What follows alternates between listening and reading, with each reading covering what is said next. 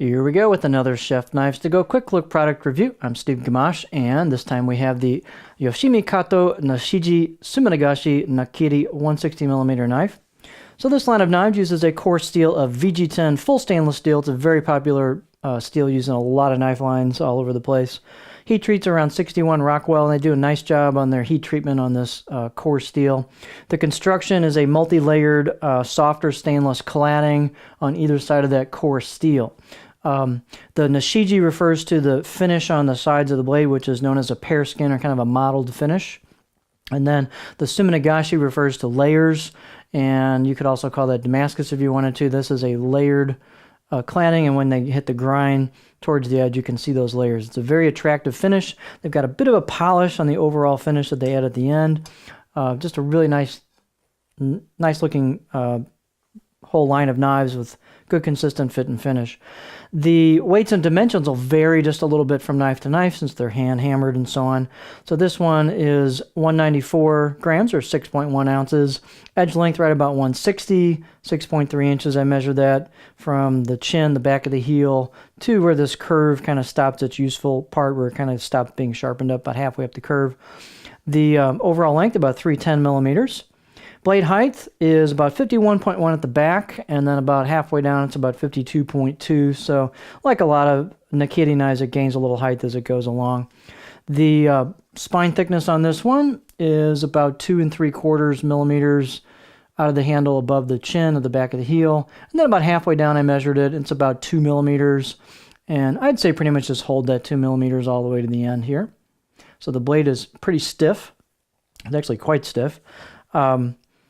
Handle is a ambidextrous octagonal rosewood with a black packawood ferrule. Nice fit and finish throughout, very smooth, excellent handle and stall, tight around the tang.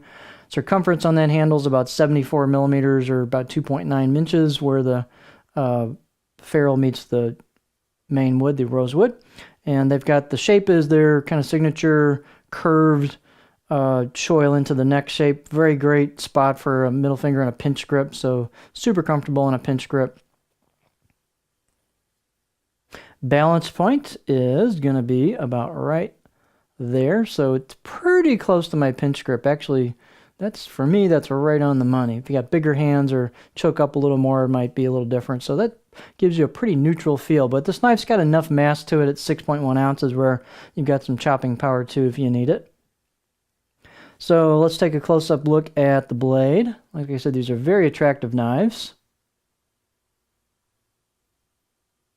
So you can see the Nashiji or pear skin finish. You've got hand chiseled kanji. They must have polished this afterwards because the kanji doesn't have the raised edges that you normally feel when you run your finger across, but it's a very, very nice look. Well done. It's very elegant. You've got your layers coming through in the cladding. I believe they etched that to bring those layers out.